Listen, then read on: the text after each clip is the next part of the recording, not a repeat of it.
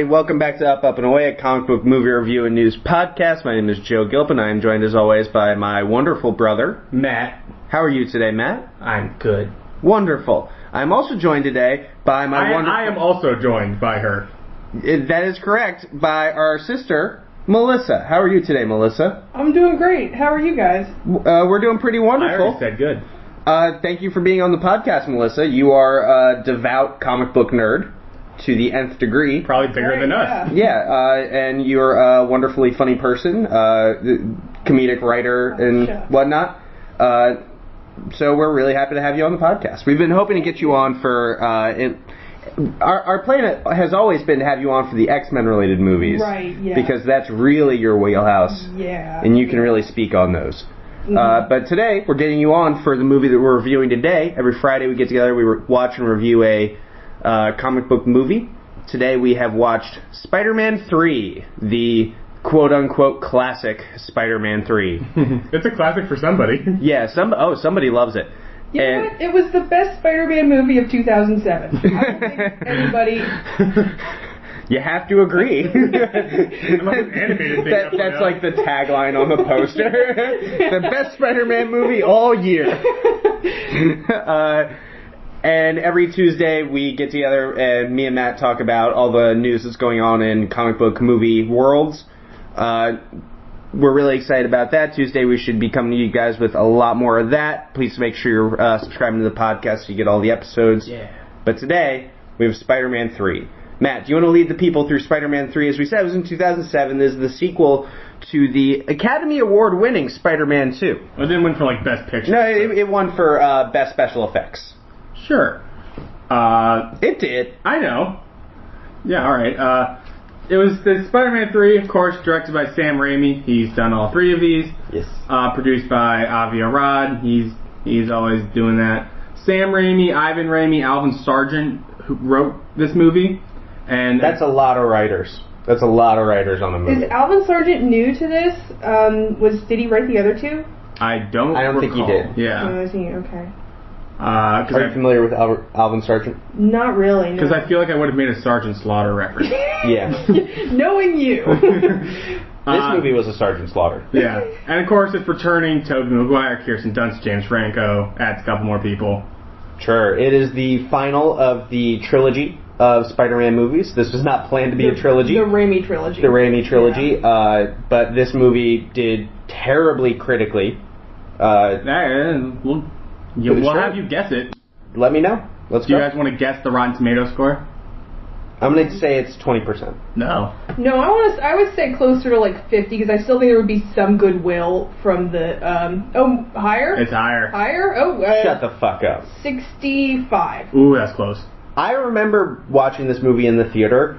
I was in high school at the time, and I nearly walked out. Yeah, we all saw it together, and I remember, like, I went to Starbucks, we all saw it together, yeah. And we were waiting in line, and you were vibrating, you were so mad. Like, I was like, I had some weak moments, but overall I thought it was okay, and you were like, I think that was the worst movie I've ever seen in my life. It's really bad. It's really bad. I think time has proven me correct on this. It is a 63. It's a 63%. God almost damn it. Damn. Although that is a 30% drop from 2. That's fair, and it's still getting a lot of positive will because of that. You want to guess the box office? How much did it cost to make? Oh, that's a good question. It cost $258 million. That sounds about right. Yeah, that's roughly right. I'm going to say this brought in $300. $300. $1. No, I'll say like closer to 500, 600, 700. Way up. Really? No shit. 800? Up. There is no God. How much money did this movie make? Almost 900,000. It just 890. Wow. Wait, 1,000? 890,000. Million. Yeah. 890,000. Yeah, I was like, Jesus, this is the biggest bomb of all time. No, yeah. It almost cracked $1 billion. It almost cracked $1 billion. Almost cracked $1 billion. Those movies... Yeah, it almost cracked a toilet. This movie's terrible. I wonder if these movies translated really well overseas. Oh, that's a good question. Maybe China or something. Yeah, maybe, Mexico. Maybe they, there's some kind of... Why'd you guess Mexico? Mexico loves Spider-Man. Do they? Yeah. Is that? Yeah, it's that Lucha Mexico.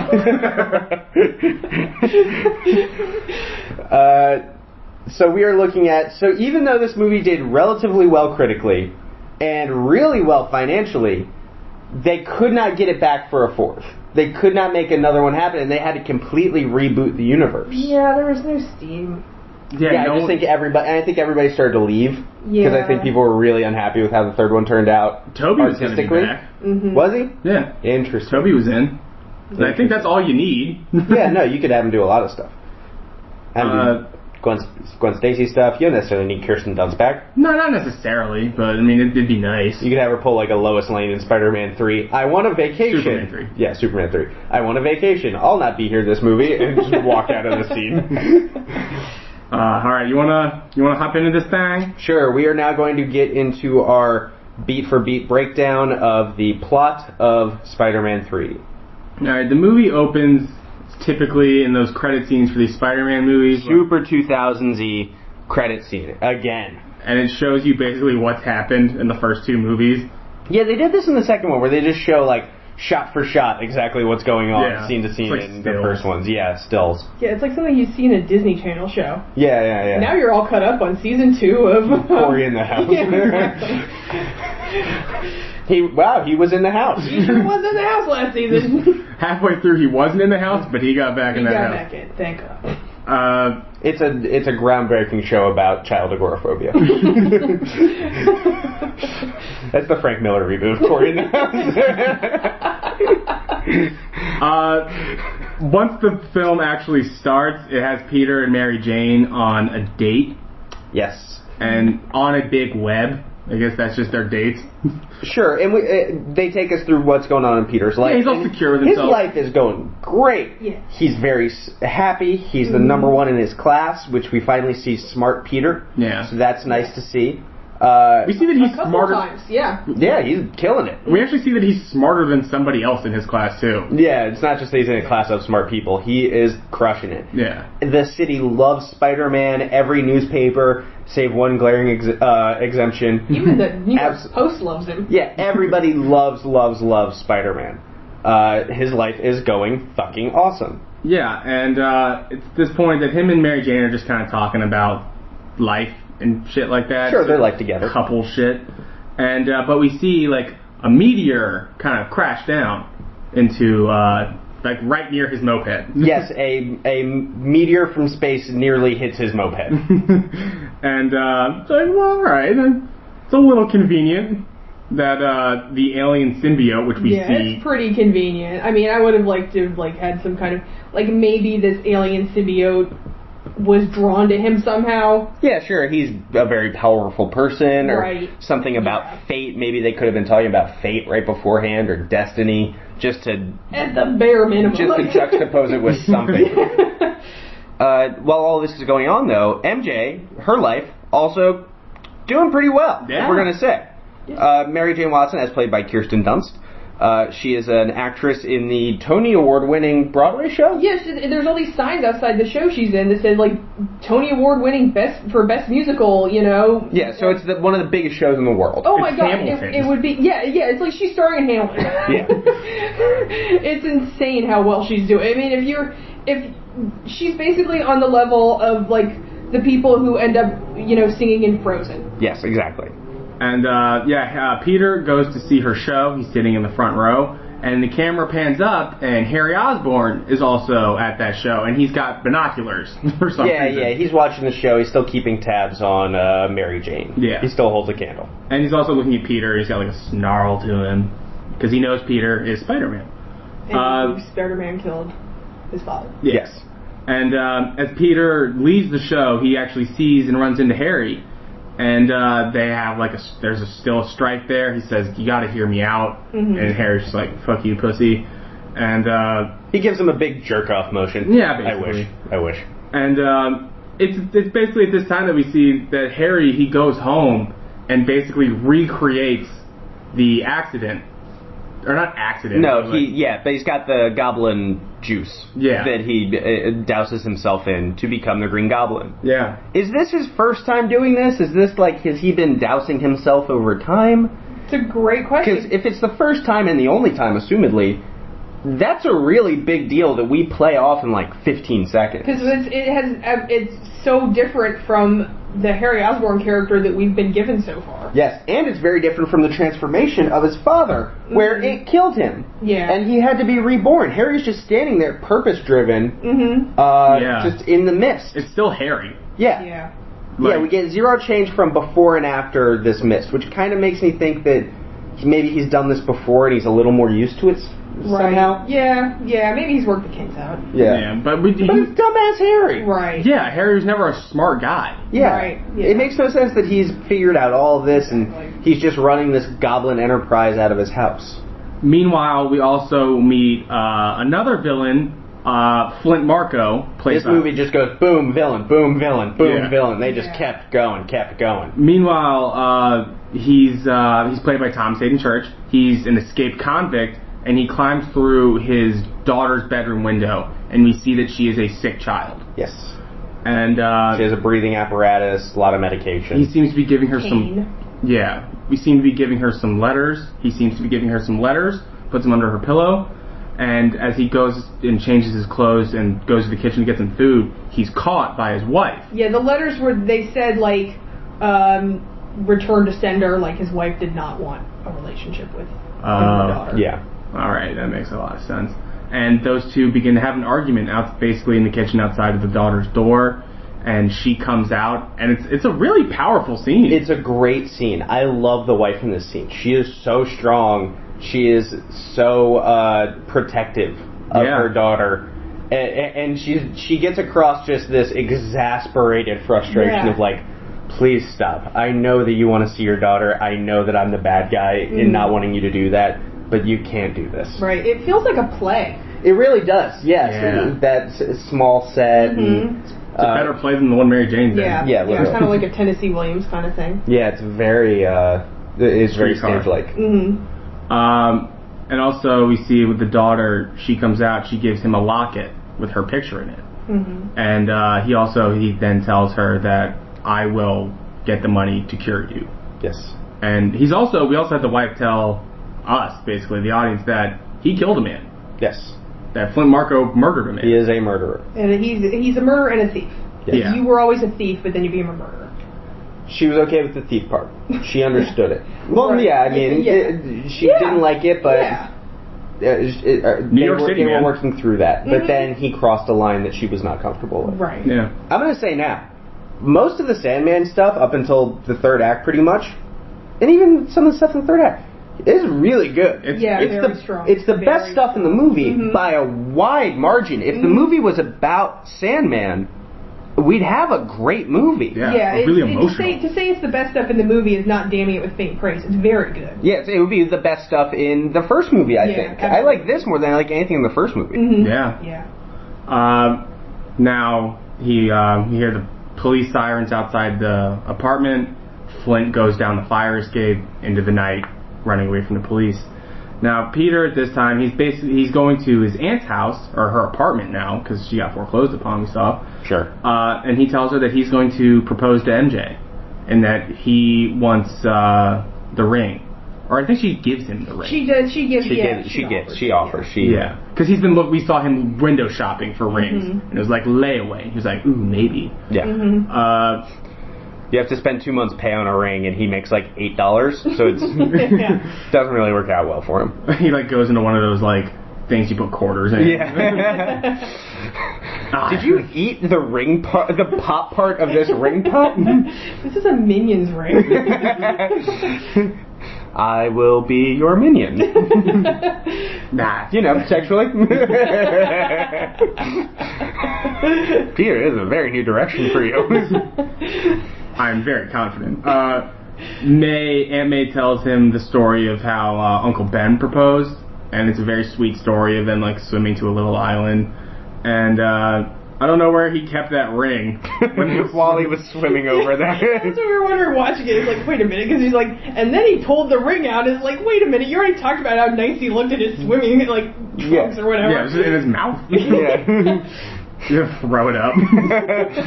Just wait on, baby. Oh, he's like starts to put his fingers down his throat. Or he's like swimming to the island, like he hits like a fish or something. And he swallows it. The ring. Give you like 4 hours, baby. I have to eat a lot. Throw this up. Just starts eating chia seeds. Driving back to his own apartment on his moped, Peter is attacked by a mysterious figure. It's Harry. Yes, the Green Goblin, Harry Osbourne, has ambushed Peter Parker. Yeah. And he throws him into a wall, and they begin... By the way, is this what he's been planning since the last movie? I'm just gonna sneak up on him one day. It's literally that Simpsons joke where Lenny is lecturing Sideshow Bob about, like, if it was me, I would just go right behind him and slit his throat. Real nice and quick, like. All these convoluted plans don't work. Just go up and slit his throat. Literally. Well, yeah. Honestly, but he fucks around on it. And Harry or Peter gets a No, chance. what you should have done is kidnapped his aunt and made her pray a whole bunch. Like the first one. Like father, like son. Yeah. And Harry and Peter begin to beat the hell out of each other. And this fight basically ends with Harry getting bonked on the head. Yes. And that causes amnesia for the next, 10 minutes of the movie. Yeah. Which I do like that it ends sort of crappy because Harry, it's sort of like... He's not a great villain No, yet. he's like sort of... Or ever. Yeah, no, he's just like... He kind of sucks. So it kind of, makes sense that he'd just get doinked on the head. Yeah. Yeah. For this fight, it's a lot of punch, Aerial. go to this different place, fall down. So there's a lot of CGI going on. The CGI is so bad in this. So bad. It's so bad. The second one won an Academy Award as the best special effects of that year. This that was up against Lord of the Rings. Oh, yeah. And Harry Potter. This fight looks like total shit. This fight looks like complete and utter garbage. I'm curious who the DP on this was because that was really bothering me. It was the lighting. Yeah, the lighting was terrible. Really bad. It was really, really bad. Yeah, because this was at night. It looked like it was. It looked like it was lit like a 1989 porno. Basically, it was terrible. It was distractingly terrible. Yeah, and Peter is just fine. Learning his best friend is now the Green Goblin. Yeah, he's like, oh shit, I gotta deal with that now. There's no big reveal. It's never, built up in any way. It was just like, nah, bitch, here I am, Leroy Jenkins. Yeah, and there was never even anything before where he's like, I'm worried that Harry could follow in his father's footsteps. Yeah, no, there's nothing. Yeah, and the thing is, he's never even mentioned as the Green Goblin. He's just it's Harry on the glider. Yeah, it's Harry on the glider. And then they bonk him on the head, now he's not the Green Goblin anymore. Except that he still apparently has superpowers. Yeah, I mentioned that in the movie. He gets bonked on the head, but that serum was supposed to give him super strength, super speed, super stamina. Reflexes, everything. And he's just I'm just really athletic. Yeah. Yeah, oh. Hey, does everybody else run a 3.940? Just go try out for the local arena football team. Yeah, honestly. I'm gonna go join the Montreal Alouettes. Yeah. At the same time, if this is going on, we assume Flint Marko is running from the cops because we get a scene of James Cromwell, who's in this movie as Captain Stacy. Yes. He gets a tip basically that they found Flint Marko and he's running through this field. Escaped prisoner Flint Marko. Yeah. And cops are chasing him down, and he hops the fence of some sort of testing facility. Yes, they are. They said it in the movie. It was they're testing silicon particle accelerators. Yeah, particle accelerator. Sure. And he falls into the concrete pit filled with sand, and he doesn't know what's going on. No. And we get a look inside the facility, and they're like, "Oh, there's a density fluctuation or something like that. There's more mass in fell there." into the thing. Yeah, it's probably a bird. It's probably a 185-pound bird. Yeah, you think they would be able to tell how much weight? Yeah, they know that there is a weight change, but they have no idea how much. It is physics. You think they'd have some kind of a sensor in there. Yeah. Yeah, great point. Or at least a security camera. Something. At all. I mean, those things have to have extremely precise calibration to work. And yeah, Flynn is caught inside as the particle accelerator is turned on, and he basically turns into sand. Yes. All things said, it should be brought up. We can crap on the origin all we want. That is the origin. Yeah. Mm-hmm. So you would have to go back to the source material. And when they stick to the source material, you kind of have to give them a little bit of a pass. Yeah. This is what they wanted. This is what they were working with. And unless you just can redo it whole cloth. I mean, it works. Yeah, it works well enough. Yeah. And the CGI here is actually pretty good. Yeah, it actually... It seemed like they were paralleling his transformation with Peter's. Ooh, interesting. Speak on that. What do you mean? Just the DNA transformation. Oh, yeah, back from the first movie. Yeah. Yeah, that's a great point. Yeah, this is the only other character we see they hop into his DNA, and it's broken open his genetic code. Right. And he is fusing with sand at a molecular level, and he is now Sandman. Yeah. Because maybe that's the parallel how him and Peter are linked by Uncle Ben. Yeah. Yeah, that's a great point as well. I love in Spider-Man, and this is just mostly in the comics, there's the upper class of villains, who are all generally pretty smart guys. But then there's this underclass of villains that are complete idiots. Yeah. Like Scorpion and Rhino, and Sandman's one of them, and Hydro Man, they're just total idiots. But they happen to fall ass backwards into some radiation one day. Look at Electro from Amazing Spider-Man 2. Yeah. He literally fell ass backwards. Yeah, not that he was a dumb guy leading up to it. Well, he's not a smart guy. No, he was, wasn't he? Yeah, he was an engineer. No, yeah, he was very smart. Guy. He was quite intelligent. He was just awkward. Yeah, we need to rewatch that movie. I'm sure it's going to come up eventually in the podcast. Yeah. Sometime within the next 3 years. Clipping through these. Yeah, no, we really are. A lot faster than I assumed we would be. So, yeah, the cops look over and they see that nothing is in the pit. Because I guess they hopped the fence, too. Yeah. Yeah. And they're like, oh, I guess he's dead, or whatever they said. And that's all. I know, because then when he turned up again, they're like, oh, there he is. Yeah. They must have just assumed he ran through the pit or they missed him somehow. Yeah, I think they just assumed, he got away. Yeah, he ran out. Exactly. It's the same way people walk into a room, look around, and then walk out without realizing Spider-Man's stuck to the ceiling. Which is why I always check ceilings. At this time, Harry is in the hospital, and Peter is told that Harry will be okay, and he's led into his room by the doctor. And Harry, Melissa, you pointed it out when we were watching it. This is the most James Franco performance. Yeah, James Franco is never more James Franco in this Spider-Man movie than in any of the other Spider-Man movies. Yeah. Because he's baked, right? Yeah. He's baked out of his mind. That's part of it. He started smoking weed again in a big way around this time. Yeah. He started hanging out with Rogan again and all that. they met back up. Yeah, exactly. From the Freaks and Geeks days. And, he's told Harry has lost his memory, and so, And he's lost it for a long time, because he's like, am I still dating MJ or something? Or what happened to my dad? He doesn't remember anything that's happened. He's basically wiped out the entire span of the movies. Yeah. He's like, we're going on that field trip soon, right? Oh, man. And when... Hey, who won the 96 Super Bowl? Let's go. Or whoever. I lost a bet. Mary Jane also arrives, and her and Peter are asked to leave. And interestingly enough, Harry does tell the nurse here, he's like, I have the best friends, I would give anything for them. Which is like, ooh, foreshadowing. Yeah. He does not, and here is why. In this scene, basically what's happened now is Peter made some mistakes after Norman's death. He didn't tell Harry, he kept secrets, and that ended up fucking up everything. Turned Harry into a supervillain. Turned Harry literally into a supervillain, his best friend. He now has a second chance here to work through that, earn absolution.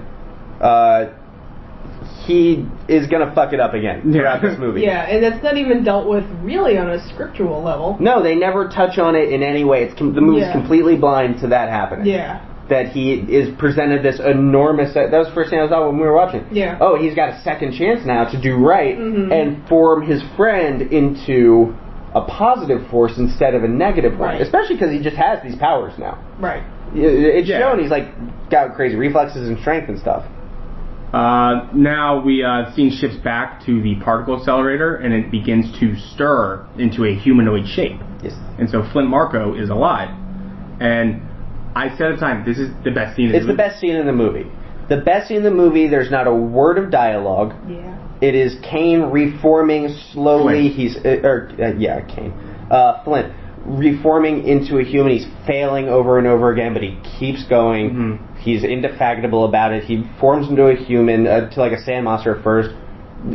Keeps reaching. Finally, is able to lift up his daughter's locket and turns back into himself. Yeah, it turns back into Flint Marko. It's so filmic in the very best way. It's so good. Yeah. Joe and I were talking to a friend of the show, comic book operator John Shine of Gaithersburg, Maryland.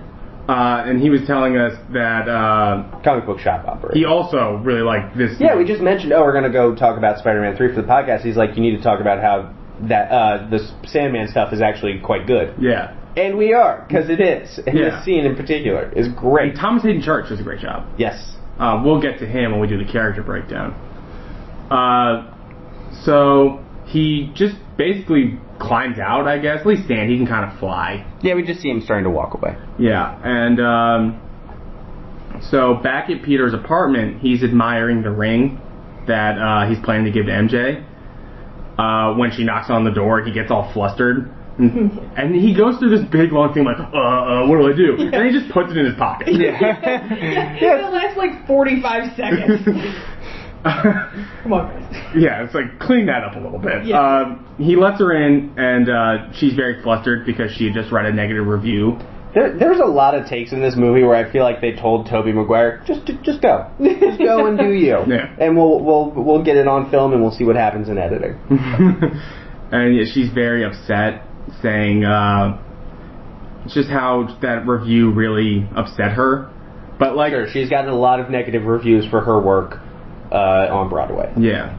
But and that is reminding her of her critical parents, especially her critical father in her upbringing.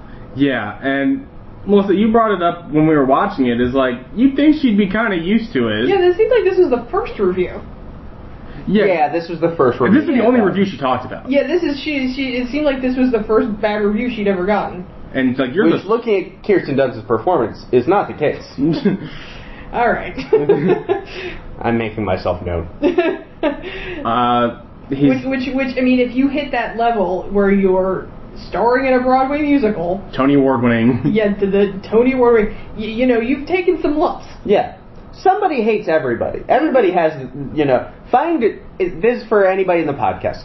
Find your favorite artist, singer, comedian, whoever. Go to iTunes, click on the 1-star reviews. Oh, yeah. And read through those. Absolutely. There's nobody that doesn't have somebody that's like, this is the dumbest thing. Like, the most brilliant thing you can think of. Yeah. Has people like, this is total bullshit. Yeah. The song Mona Lisa. Yeah. By the Lonely Island. Yeah, clearly. Now, Peter, he tries to use his experience as Spider-Man to try and comfort her. He's like, people hate Spider-Man too. And that just pisses her off more.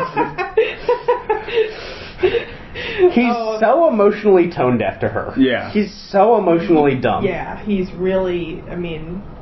Get it together, buddy. Yeah, it's Peter's really dumb in this. For as smart as he is in school. Well, and as emotionally intelligent as he was through the first 2 movies. Yes. The second he becomes her boyfriend, it just immediately clicks off. Yeah. Turns into like a pull my finger stern caller. Jesus, dude. Peter's police monitor goes off, and there's reports of an out-of-control crane going down in the city. And he gives MJ basically a sympathetic look like, sorry. Go get him, Tiger? Yeah. She's like, go fuck yourself, Tiger. He basically asked her to be supportive of him, and she's just sitting there, crying. Begging for his support. Yeah, exactly. And he goes off swinging through the city, and then she hears something in his room, and we see that the symbiote is behind his desk. Because it attached to his moped from before. Yeah. And it's just been hanging out, apparently. Yeah, it's just chilling. And it's very climate controlled in there. and she dismisses the sound and just walks out of the apartment. And down in Midtown, we see an out-of-control crane on a building going haywire. And it's at this time that we see who we saw earlier in the movie, Peter's science classmate, Gwen Stacy, who, first time we get Gwen. Yes, played by Bryce Dallas Howard. Yeah. In this movie, they took a redhead and dyed her blonde, took a blonde, dyed her redhead. It's been bugging me for 10 years. She is having a photo shoot in an office building across the street or whatever, in a skyscraper. And like a couple of dumbasses, all the models look out the window. Yeah, there's like huge office machinery just swinging around randomly. Yeah. And they're just like, duh. And it smashes through the window. A big, like, bar comes in, and everybody hits the deck. Gwen slides to the edge of the building, and once she does end up falling, by the way, Gwen Stacy, best grip I've ever seen. She holds on for like 10 minutes. Yeah. Yeah, I mean, you mentioned when we were watching it, I mean, it is fight or flight, and I get that, you know, you're holding on for adrenaline and like... you know, but at a certain point, you know... Yeah, your grip will fail. Yeah. Like, Spider-Man's grip might have fallen off by now. Yeah. No, she's played jazz flute for the last 18 years, so she's got a grip like a goddamn orangutan. At this point, it shows us what's going down on the city streets. We see her father, Captain Stacy, from before, played by James Cromwell, and we also are introduced to Edward Brock Jr., played by Christopher Grace. I'm not calling him Topher. He is saying, like, oh my god, that's Gwen up there, because he's taking photos, and he's like, oh, and I'm also banging your daughter. Yeah. So he says dating. I know, but he was like, she was at my apartment last night. Yeah. Well, he goes, that's Gwen, and then Captain Stacy's like, where? Like, there's only one Gwen in New York. Yeah. So true. And so Spider-Man saves Gwen. By the way, Eddie Brock, pick your moments. Yeah, exactly. Have some timing, buddy. Yeah, Gwen's probably so pissed that they're like, you met my dad? You were a one-timer! And so Spider-Man saves Gwen, and everything's cool. Like, alright, Spider-Man, you rules. And Eddie, Edward Brock, meets Spider-Man. It's like, hey, I'm taking your photos now. Fuck that Peter Parker guy, he sucks. Which is like the classic thing in superhero movies. Like, yeah, to like shit on the other identity. Like, hey, Superman, doesn't Clark Kent suck? And he's like, citizen. And, yeah, Spider-Man is like... Oh, I think he's a gentle, caring man. Oh, I hear he's got a big dick. He just flies away. All flustered. Superman got really red there for a second. Spider-Man swings off, kind of mad at Eddie, and he goes into the Daily Bugle to deliver some of his Spider-Man photos, but Eddie has beat him to the punch, and J. Jonah decides to run Eddie's photos instead of Peter's. Yes. Even though it seemed like Peter had better ones? Yeah, I mean, it might not have been what they were looking for. I said Eddie was cheaper. And they're trying to establish in the movie at least a professional rivalry, which I think is fine. I think there's supposed to be a direct parallel between the two. Eddie Brock is such a douchebag. Yeah. Topher Grace is... Well, no, but that's what he's supposed to be. It's not like he's playing it well. There's no dissonance between what they're presenting and what I'm feeling. Yeah. He is supposed to be a douchebag, and I feel like he's a giant douchebag. Yeah. He keeps telling people about, like, art and composition of photos and stuff to professional photographers. Those frosted tips. Yeah. He showed up with that, and they were like, "Oh, perfect! You look insufferable." He's like, "What are you talking about?" I can just go on set. Okay. Wait, he's coming off that '70s show where he had that like bowl cut kind of thing. Yeah, and so it's a stark difference to this. And J. Jonah at that point, played by J.K. Simmons, he rules, killing it. He says that there's a staff job available because he fired the other guy, and Eddie says that he wants the job. And Peter, very angrily, is like, I've been here, like, 2 years. Like, if anybody deserves a staff job, it's me, not this guy on his first fucking day. Mm-hmm. And he's right. Yeah. Yes. And even Robbie's like, Peter's been great. Yeah. And we still don't know if he thinks Peter is Spider-Man. No. Thank you, Bill Nunn. Or sorry, one. I actually want to talk about that for a second, because he's been in all of the movies, Robbie, as J. Jonah Jameson's assistant. He's the black guy. Yeah. He's his African-American assistant. And it's hinted to all the time that he has a suspicion that Peter is Spider-Man. Or that he knows. Especially in the second one. Especially in the second one. He'll be like, looks like the city really needs Spider-Man. Peter? Isn't that right, Peter Parker? Doesn't the city need Spider-Man, Peter Parker? I haven't seen 2 in about a couple years, but that's really funny that J. Jonah Jameson's... I think they were probably... Maybe they're trying to say that J. Jonah Jameson's assistant's a lot smarter than him. Yeah, and it makes sense that he would be smarter than him. And also, in the comics, he is the father of the Prowler, who is kind of like an assistant sidekick, not sidekick. He's a friend to Peter. Yeah, he's a friend to Peter. Oh, okay. An associate, an ally, is the word I'm looking for. Yeah. And a lot of Bobby Brown. Okay. A lot of people think that that's who Donald Glover might be playing. Sure, might be.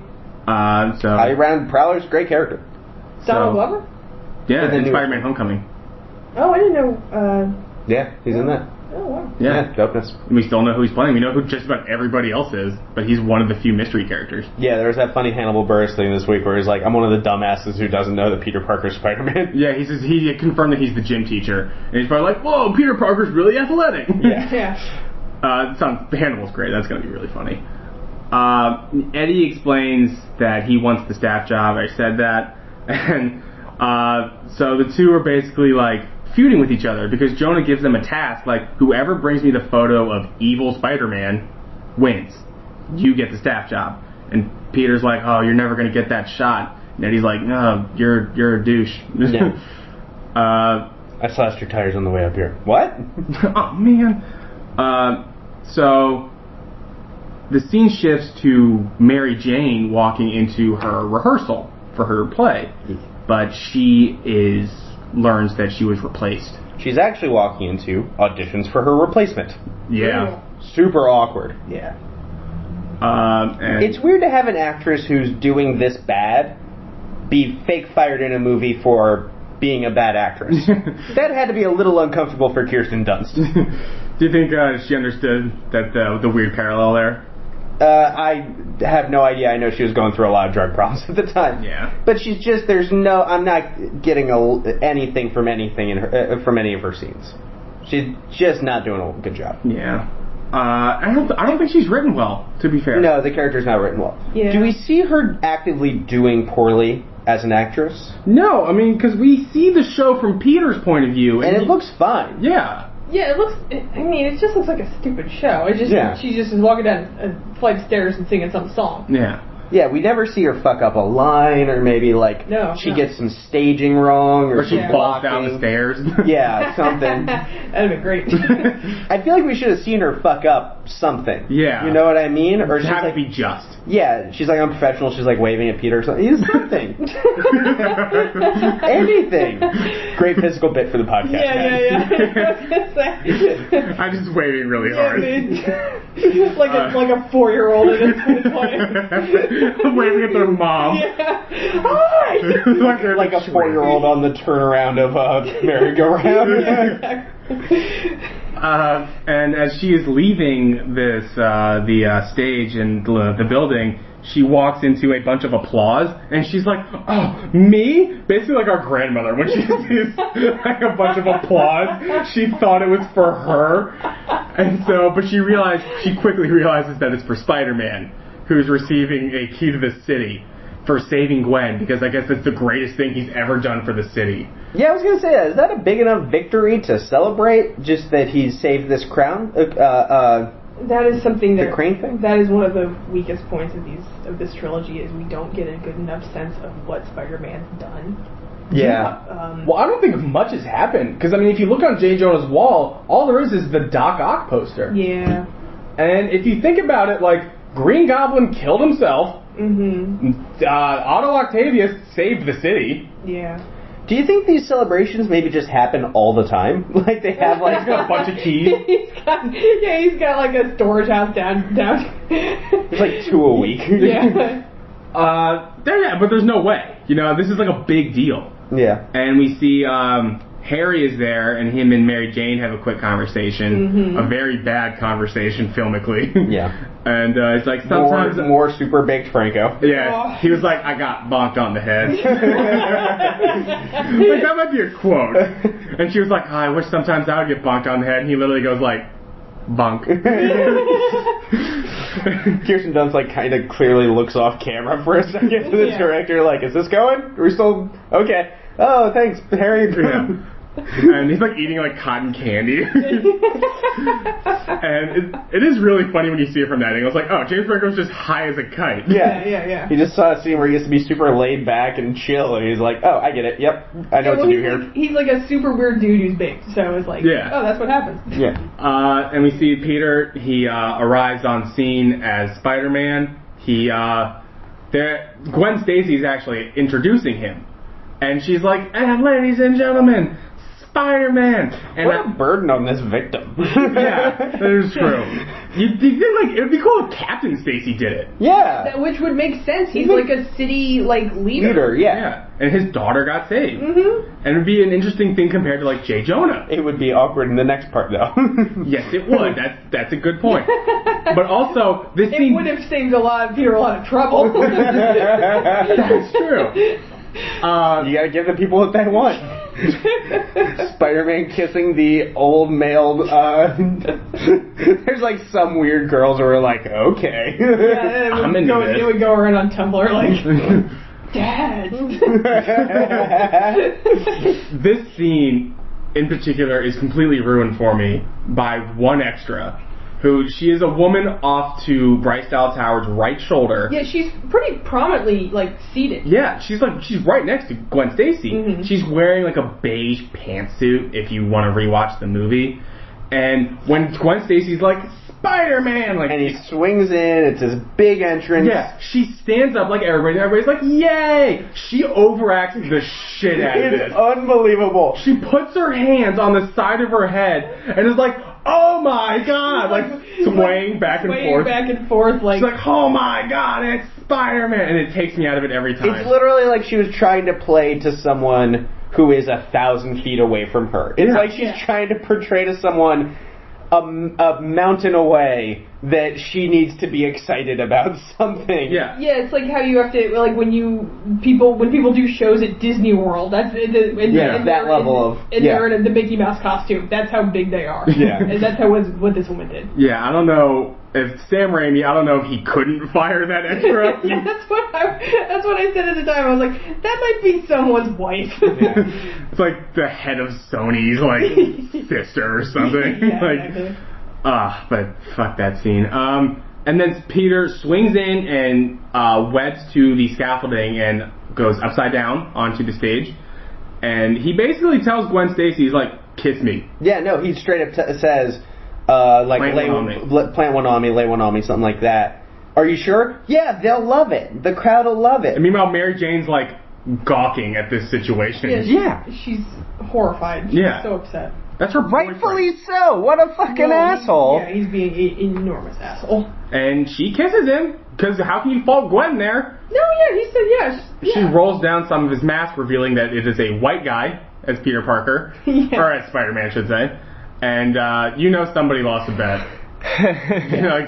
Some people's like, dude, I'm telling you, Spider-Man's black. No, Puerto Rican. He's a white dude. I wonder what those people on the train think. They're like, oh shit, I remember. Oh, I remember now. It was that kid. It sparks somebody's memory. See him on his moped. Yeah. I think it's important. Peter is so emotionally dumb. Yeah, he's terrible. I mean, it's not like Gwen Stacy just pulled down his mask and kissed him. That would be one thing. Right.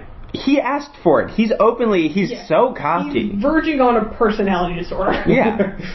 And Mary Jane, Harry was sitting next to Mary Jane, and he's like, "Oh, Pete's getting a shot of this," like a total pervert. Oh, I wonder if maybe they're trying to suggest that Peter's overconfident. I think that's what it is. He's getting a little too comfortable in his role. Yeah, maybe. As the protector of the city, the nominal protector of the city. And his relationship with Mary Jane. Yeah, he's taking her for granted. It's at this point that the ceremony is interrupted by the Sandman. Well, before that, we actually see Flint Marko walking down the street, and he sees a not a money truck, but what's it called, he doesn't even try to rob anything. A couple of cops a couple of cops recognize him. He sees that he's been recognized. He needs to act quick, so he's trying to escape. Keep going. Yeah, and he escapes onto the top of a sand truck that is conveniently placed. Those go around, though. That happens. Sure. That happens. Fine. It's New York City, so, that's fine. And he basically morphs into Sandman and starts beating the shit out of that part of the city. Mm-hmm. Like those cops, I guarantee that one who went through that windshield's dead. Because if you're going to attack, when should you do it? In the middle of a big parade for Spider-Man. Mm-hmm. Yeah. And the storm of sand goes into the ceremony, and him and Peter have a big fight. And it basically ends with Flint getting away. Yeah, it's a good fight. Yeah, but Flint gets the upper hand. Yeah. And so Peter, he also had the money. Didn't he take the money, or did Peter get the money back? I don't remember. I think Flint got away with the money. Yeah. And he's trying to afford medical procedures for his daughter. But Peter saved the drivers and whatnot. Yeah. The following night, Peter goes to a French restaurant to propose to Mary Jane. This is going to be his moment. And he sits and waits for her, and also we get Bruce Campbell for the third time. He's in every Sam Raimi movie. Mm-hmm. He was the announcer for the first movie, who gave him the name Spider-Man. He was the usher, the asshole usher in the second one. In this one, he is the snooty French waiter. Yeah. If we assume that this character is the same character, he is really moving up in the world. Don't ruin this for me, kid. Are you that guy? Shut up. Slaps him. So Mary Jane arrives. She's pretty flustered because her life's getting really shitty. Yeah. And rightfully so. That she's they've earned the right for her to be very angry at him and just upset in general. As the two sit down, Gwen Stacy is also there. Oh man. And Peter's like, "Oh hey girl, how you living?" Yeah, and Peter's like, "Oh come here, Gwen." Like a total dumbass, and introduces her to Mary Jane. He's like, "This is my lab partner," and this is my lap partner. I'm sorry. And as she's like, "Oh, nice to see you, Peter. Nice to meet you, Mary Jane," she leaves. And Gwen's very nice in this movie. Yeah. Like, this is not Gwen Stacy's fault at all. No, and she's not creepy. Yeah, she doesn't creep on Peter or anything like that. And so Peter's like, "What? She's really dumb." Like, he's like trying to play it off now that Mary Jane's really mad at him. Right. And she was like, "That's our kiss." Which is like, you're right. Like, why would Peter do that? Mm-hmm. Yeah, she has a great point. She's 100% correct. And This is so far from the guy who started at the first two movies, unwilling to accept true love because it might endanger her life. Yeah. This is 1,000 miles away from that. Yeah. And she gets up and leaves, and as he tries to follow her, she leaves, and he just is left standing there with the ring. Like a goddamn asshole. Yeah, like an idiot. The following morning, Peter keeps trying to call her, but she is not answering the phone. And as he hangs up the phone... By the way, for sure live with someone before you propose to them. Yeah. Yeah, good point. As he hangs up the phone, it immediately rings again, and he thinks it's Mary Jane. So he's like, "Mary Jane?" But it's... oh, hey, girl. And it's actually Captain Stacy, and he's very lucky that Captain Stacy doesn't think he's like a guy into drugs. Because it's a very shady hotel or apartment building. Mm-hmm. And it's, "Mary Jane, you have weed?" And he says that they have news that they want him and his aunt to come down to the police station. So Peter and Aunt May are there, and they are informed by Captain Stacy that the police got the facts wrong surrounding Uncle Ben's death, and he was actually murdered by a different man. Not Dennis Carradine. No. Who, I'm not sure if that's the name of the guy in the comics. I apologize. I commit nerd seppuku. It's in the movie. Correct. But in the movie, the guy's name is Dennis Carradine. Very interesting name. Yeah. It's a very interesting name. The cop then pulls out a picture of Flint Marko and says, "This is..." And Peter recognizes him. This is the man I just fought? Yeah, and this is the man that killed your uncle. And Peter, visibly upset, he's pissed. Like, this is as pissed as we've seen Peter Parker. Freaking out. Yeah. Because he basically, the other guy's death came in his hands. Mm-hmm. And he knows that. But he feels like it was just because this man killed my uncle. And he also robbed that professional wrestling guy. Which is almost as bad. Theoretically is bad. That's gonna fuck up his territory. Yeah. Yeah, Bonesaw probably lost a cut. Bonesaw. Yeah, Bonesaw lost a He didn't cut. get a cut. Yeah. Oh, Bonesaw got his cut, don't worry. And yeah, he's just waiting by that police scanner now, waiting for any news on the Sandman. Does this realization, because he hunted this guy down and it ended with Dennis Carradine's death. Yes, he stumbled out of that window in the first movie. Yeah, he didn't actively kill him, but sure didn't mind it. You didn't save him. How does this affect the first movie? Does it take away from his retribution in that and that place in his journey to being Spider-Man? I think it's good for this plot, and I'll say that because I think Peter thinks he did a good thing for a long time, for almost 2 years now, I think is the timeline. And he's like, that helped me become Spider-Man. And once that gets taken away from him, he loses his identity. That's a great point. That's a really, Matt, that's really... And he's just kind of like, now he's really angry. Yeah. And I think this anger is what allows that symbiote to finally attach itself to him. And then you have the symbolism of the new costume, you know, as he loses his Spider-Man identity. Dark Spider-Man. Yeah. It's basically what he becomes. Mary Jane is very worried for him during this time, and I think that's very rightfully so. He murdered the last guy. Yeah. The last guy ended up dead. The last guy you thought that killed Uncle Ben ended up dead. Yeah. So I'm for sure worried you're about to do that again. And he is... I think it's interesting that he's being very passive and listening to the scanner and not out patrolling. That is weird. I likened it to, I mean, imagine if Batman got told that, like, hey, this is the guy that actually killed your or Bruce Wayne got told, hey, this is the guy that actually killed your parents. And he would go up... Yeah, Batman just, like, sitting on his ass waiting around. No, motherfucker, get out there. Find your shit. Yeah, and he would at least confront him and bring him to justice. Yeah. And so Spider-Man is literally just waiting there. I guess that's a smart thing to do because it's a big city. But you could still, like, be swinging around. Yeah. Where's the Sandman, you know? Something. Checking all the sandiest places. All the beaches. Yeah. And as we said, Peter goes to sleep wearing the Spider-Man costume like a little kid. Wouldn't you? He had a long day at the fair.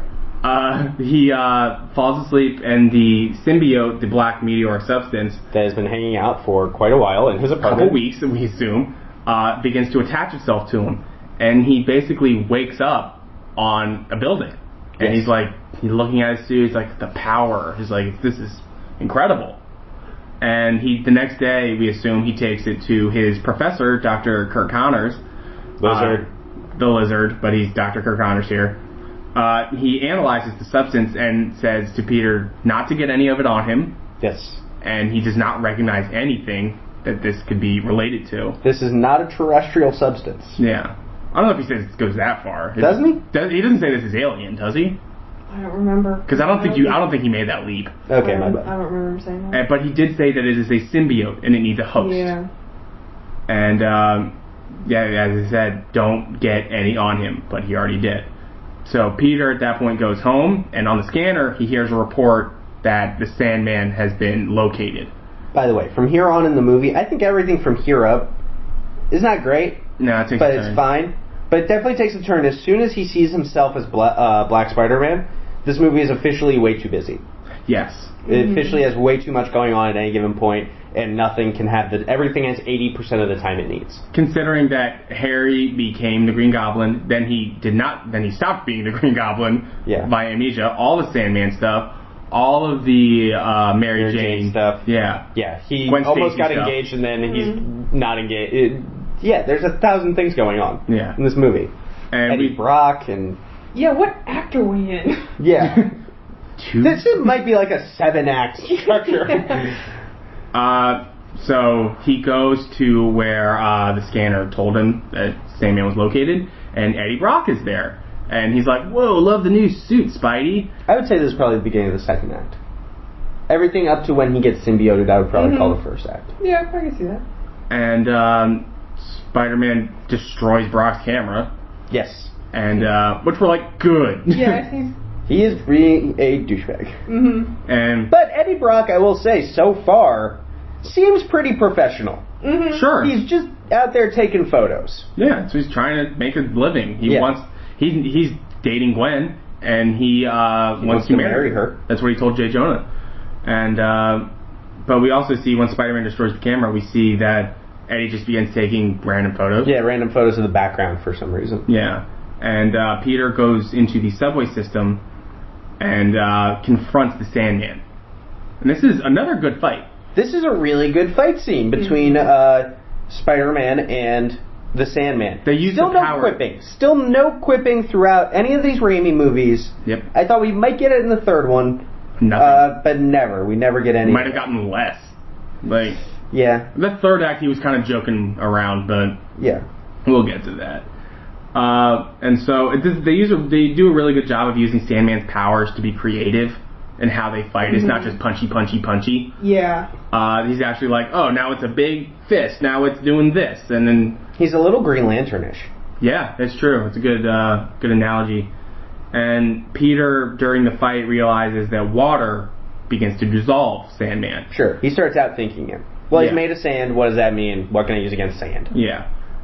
So he opens up a big water main, and He opens up a water main full of whoop-ass. yeah, and he dissolves the Sandman, seemingly killing him, and basically avenging Uncle Ben in Peter's mind. And Sandman turns into mud, and he's mud now. Yeah, he gets washed away. Yeah.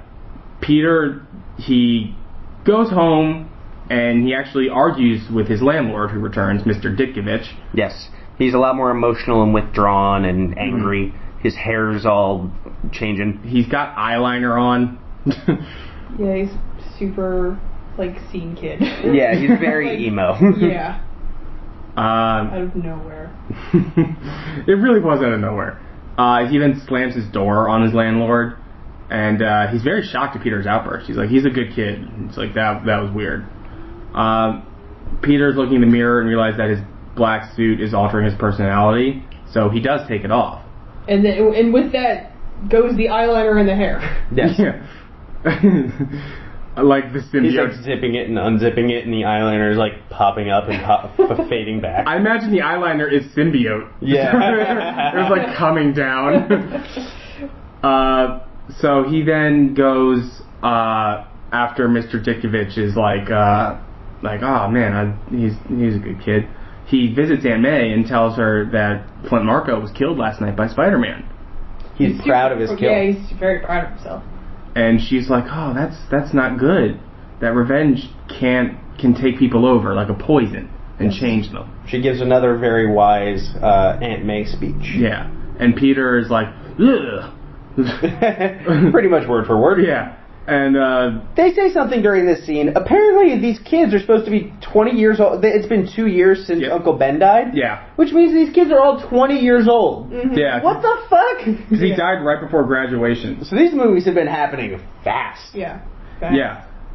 And oh man, I wish they pulled it Fast and Furious. You might as well, of all the stuff that's going on right now. So it's basically right when Uncle Ben dies, all the Green Goblin stuff happens. Then roughly a year later, the Doc Ock stuff happens, Spider-Man 2, and then I guess a year later now, Sandman and all this is going on. Yeah. By the way, tough for Aunt May to go through this all again. Yeah, for real. She's an older lady, for goodness sake. Yeah. It's been 2 years. She had to move. Yeah. At this point, MJ is walking through New York feeling very lonely, and she actually calls Harry. And because Peter, I guess, is being very emotionally disconnected, I guess we could say. Yes. Yeah. And she's also got a new job. She's going to be a singing actress at a jazz club. Yeah. And waitress. Yeah. Did I say actress? Yeah, singing waitress. So she fell from Broadway star, marquee name star, to bullshit waitress like a stone. She fell hard. And so she visits Harry's house, his mansion, and they begin to make omelets while singing and dancing, and it is a horrible scene. It's like a 5-minute scene. This movie is already the busiest movie with so many villains and so much going on, and then they just shove a breakfast food scene in the middle of this? I completely when I rewatched this about a year ago, I had completely forgot about this scene, and I'm still astonished that it's in here. It's so misplaced and it's so bad. And quick, there's no time to spare. Let's pad out some scenes with some bad dancing. Yeah, and the song is like the twist. Yeah. Oh God. Come on, baby. Well, it's just an enormous cliche at this point. Yeah, it's really bad. After they eat, MJ reads from a play that Harry had written for her, and then they kiss.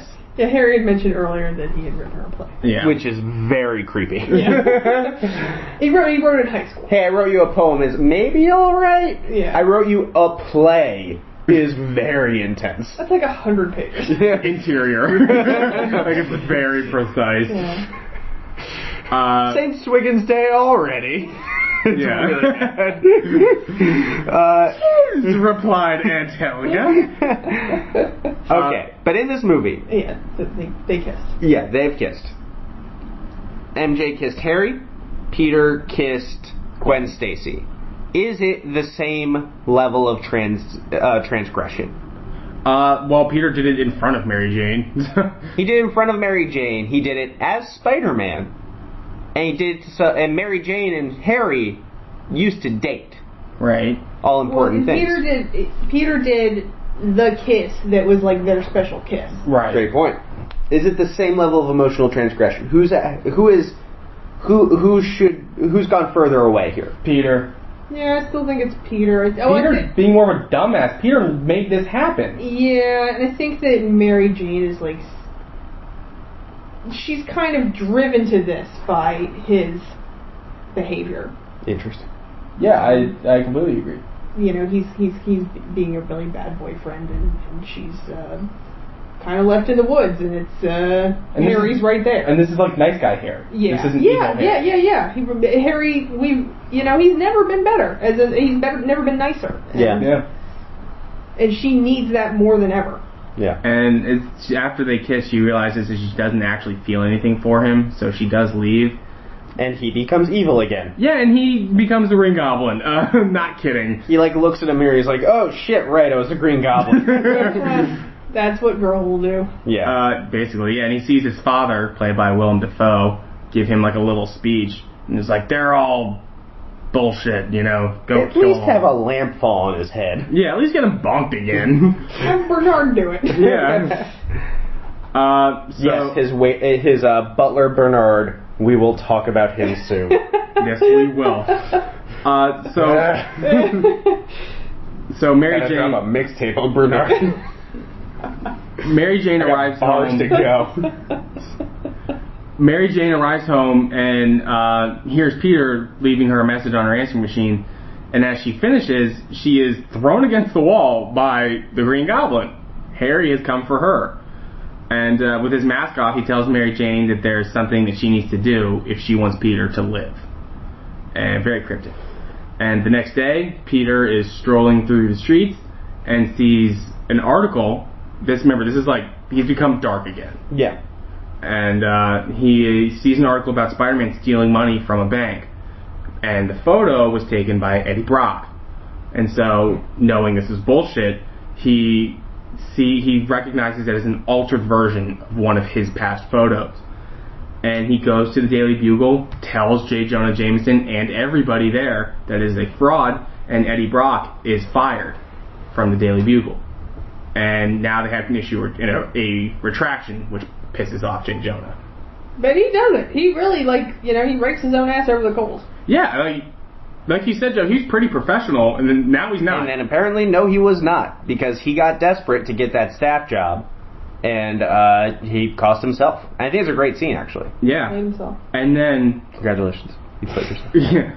And then we have probably the worst scene in this movie, is when Peter is strutting through New York. Oh, no. Was that before or after the Mary Jane or the scene on the bridge. Oh, I think that's after. So we have the scene on the bridge, and then that comes. Yeah. So Mary Jane breaks up with Peter. Yes. She meets him on a bridge. He is planning to possibly propose. It is a beautiful scenic view of the entire park. Couldn't ask for better. And Mary Jane, upon the murderous urging of Harry, breaks up with Peter. Says that he's been distant. He hasn't been there for her. It's like she was actually breaking up with him, though. No, this is the weird part. Every single complaint is super legitimate. Yeah, no, it's not like... It's not like, hey, I'm just not feeling anymore and I just fell out of love. She doesn't make anything up. All of it, she has every right to be out of love with him. Yeah. Everything she said was valid. Yeah. So, yeah, now we get the scene of him strutting through New York. I believe it was Sarah Silverman who said in 2007, is it racist that Black Spider-Man can dance? That's really funny. But wasn't there a scene of, like, them in a coffee shop? Coffee shop. Harry in a coffee shop? Oh, yeah, immediately after Harry goes to visit, or Peter goes to visit Harry. You're correct. And, he goes to visit Harry, and Harry's basically like, yeah, I made her say it. Like, he's just like... No, I think he said like, yeah, I've been fucking Mary Jane or something. Yeah, that's what it is. I'm the other guy. Mary Jane says there's someone else. I'm not going to marry you. I'm in love with someone else.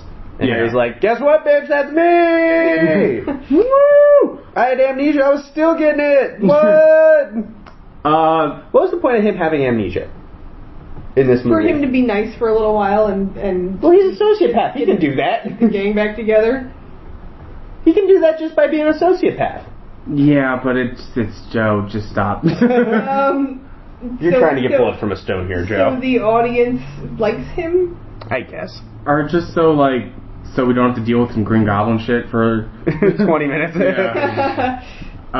So we only have 44 villains instead of 45. So I guess that is what turns. The Shocker walks in. He's like, no, not right now. So I guess that's what turned Peter back into like emotionally distant Peter, therefore symbiote Peter. Yeah. So he puts the suit back on, and he is strutting through New York with a bunch of confidence, and a lot of women seem to be into it. Yeah, he's getting eye fucks all over the place. But a lot aren't, too. Yeah, and some are very awkward. The movie never decides, is he cool or is he not? He's not. Like I can tell you, he's not. Yeah. He looks like a fucking goober. Yeah. He's talking on the phone with Dr. Connors, who after more testing... Are we not going to talk more about dancing? No. It's dog shit. Like, we don't need to talk about that. This actually furthers the plot. Yeah. Dr. Connors tells Peter that the black substance, after more testing, has shown that it will amplify the characteristics of its host. Is it doing that? Particularly aggression. Is it amplifying parts of Peter's personality? Because he was never an aggressive person. Now he is. Well, now, but when you amplify something, that should be something that's already there. Why? Shouldn't it? Yeah. No, it has to be something that you already have inside of you. Well, I mean, everybody's got aggression. You can't multiply by zero, though. Well, no, but it makes it seem like... Look what he did to the guy who thought he killed Uncle Ben in the first movie. Was he not very aggressive then? To track him down, but then he showed him forgiveness.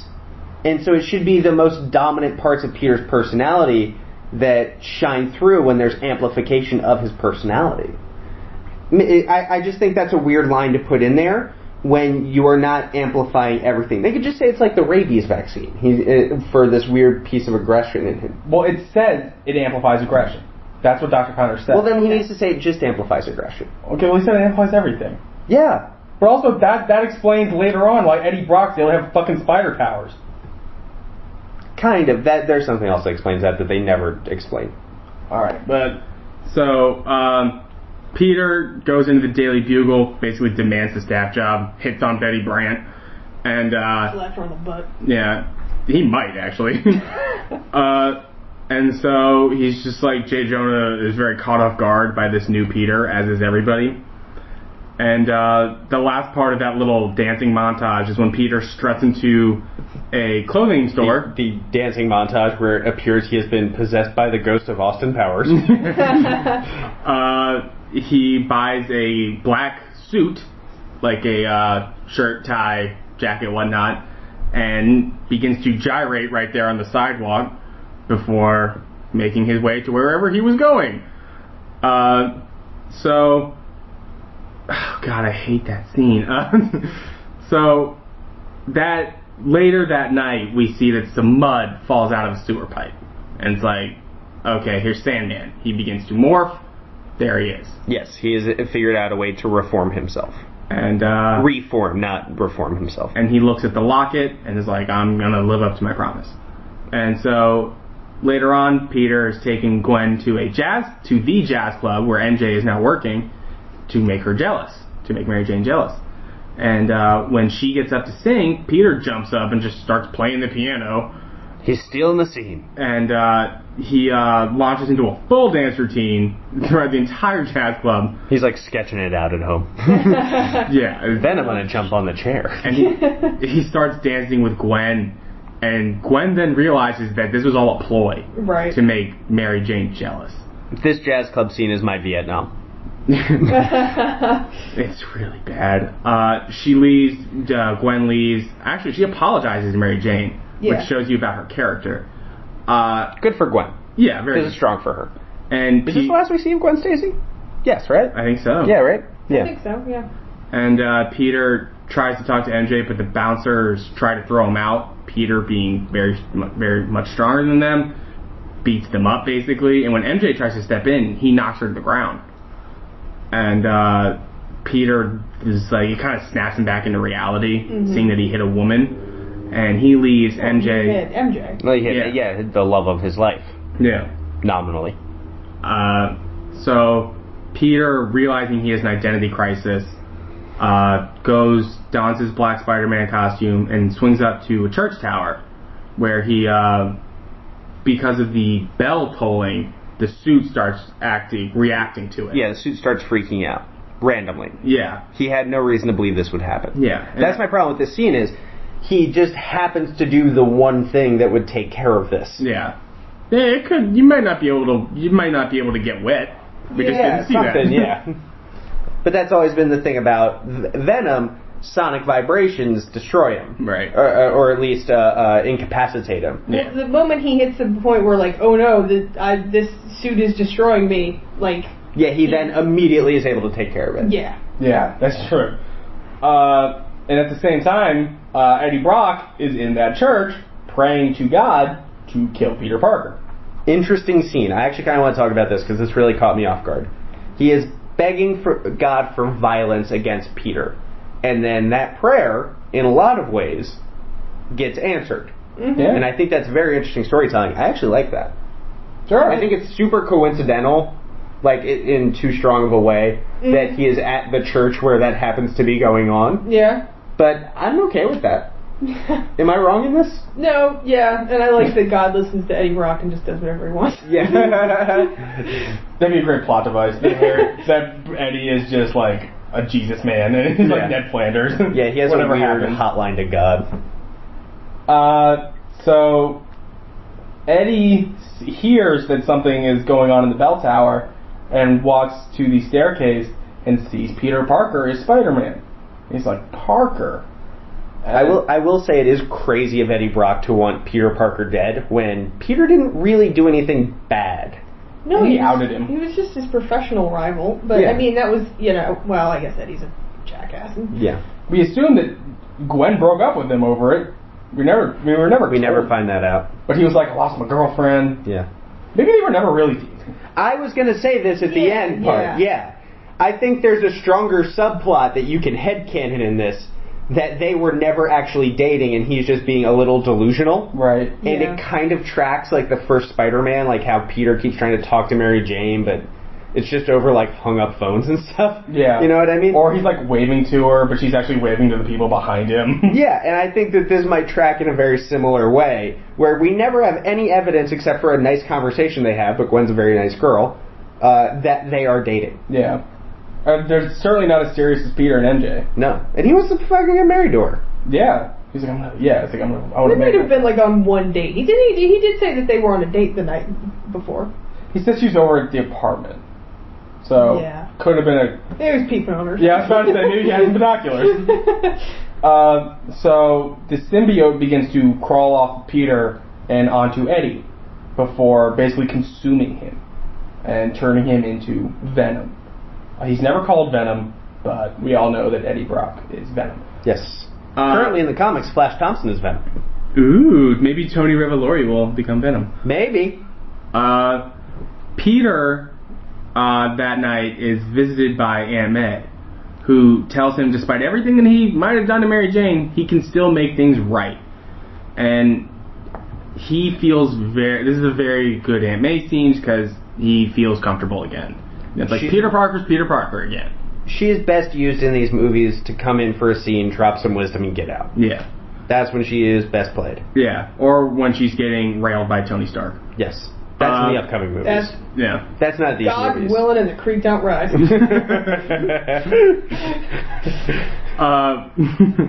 Venom, we see, is now swinging through the streets. He's just sitting up on top of a building, just like looking out over the city because he can't go into his apartment. There was an Iron Man glove on the doorknob. That's all I need. That is all I need. Or it's like on the other side, like the Iron Man hand is like pushing against the door. It's on the doorknob so he can't open it. Oh man, I need that scene now. Tony just like grabbing the doorknob, the hand comes off. Yeah, so we see Venom. What? I'm coming. Like back to them. Venom is swinging through the streets when he is stopped by Flint Marko. I want to stop right here because we have missed a scene, and I'm not surprised that it's missed in this plot breakdown because it comes and goes in a blink. While he was venomed up, Peter Parker goes to Harry Osbourne and blows him up. Oh yeah.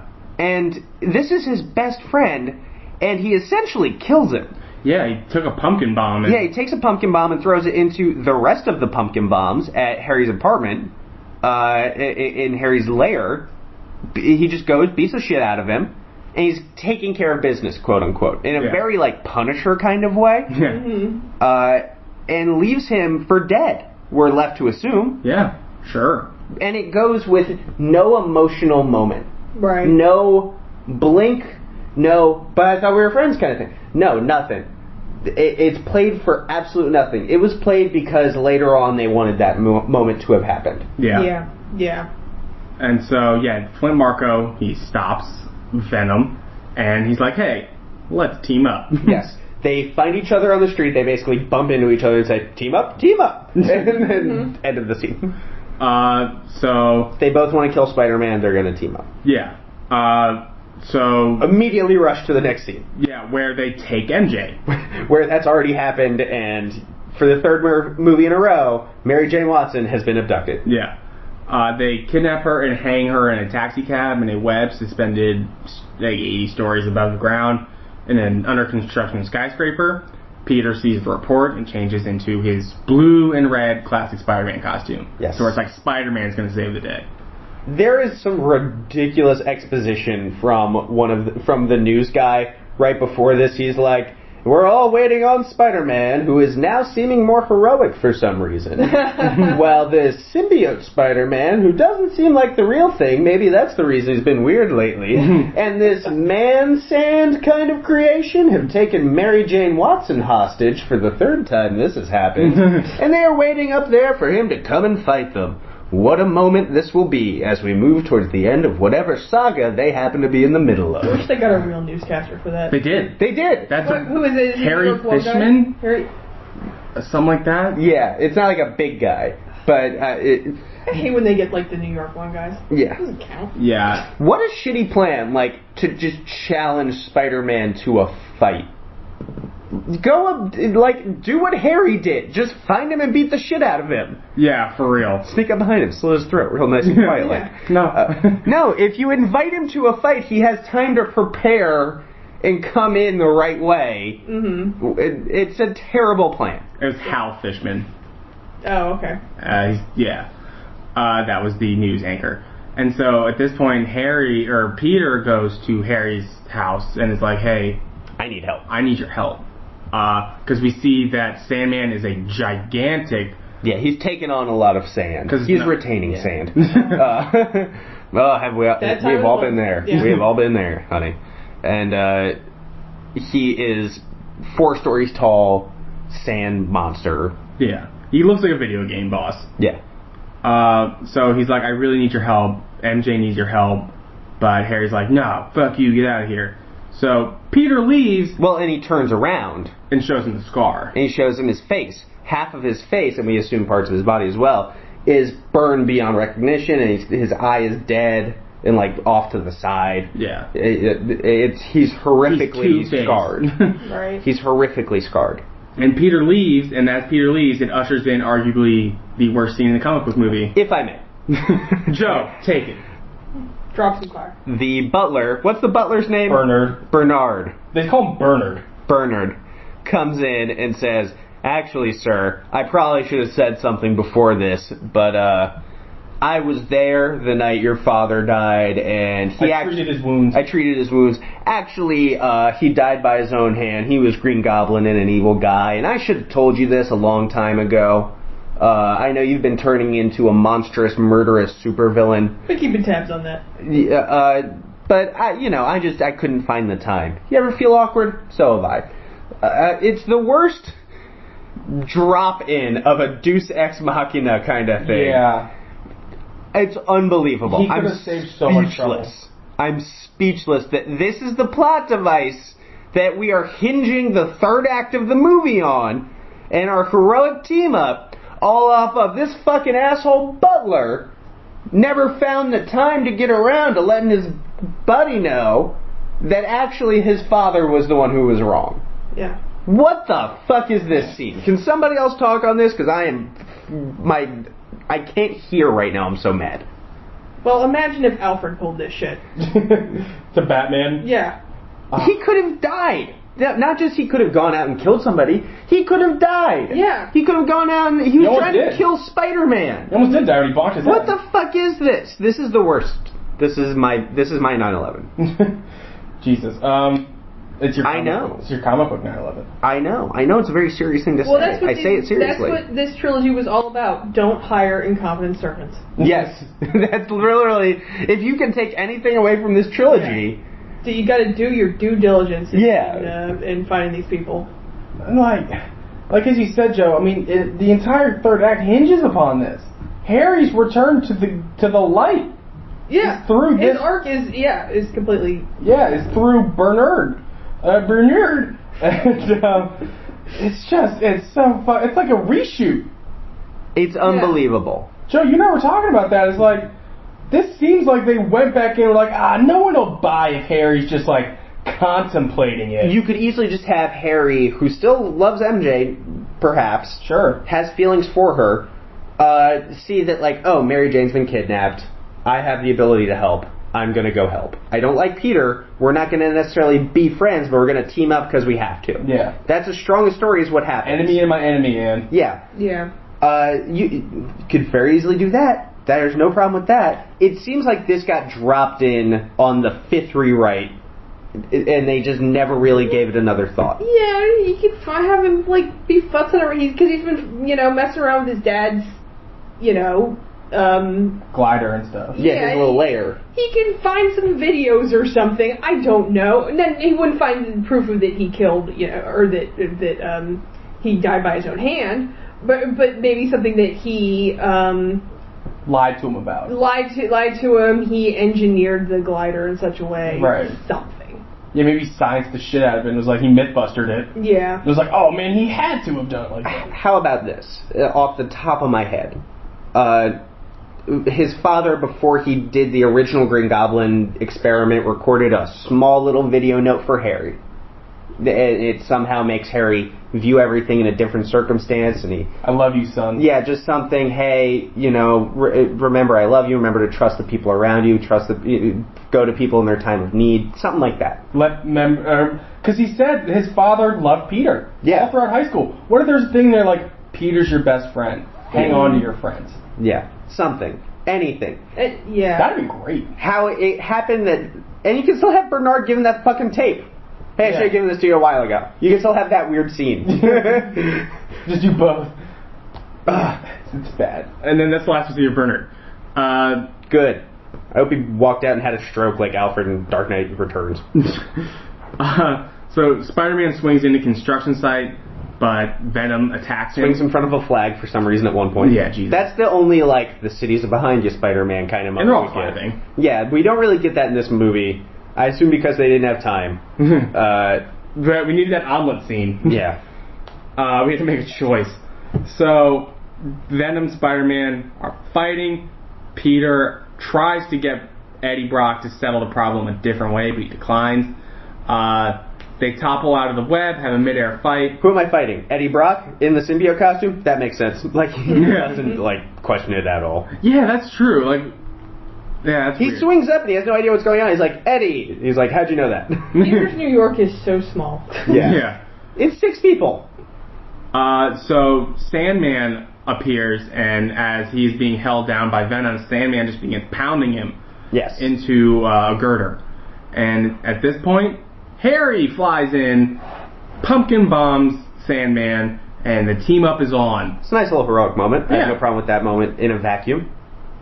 Like, He still has his face out and he's still burned to shit. He's assumedly only got one working eye. Right. His depth perception, he is throwing those grenades with no problem. And flying. My Yeah. God. I can barely, like, walk around. I have a bad eye, and, like, me getting through a doorway is always a gambit.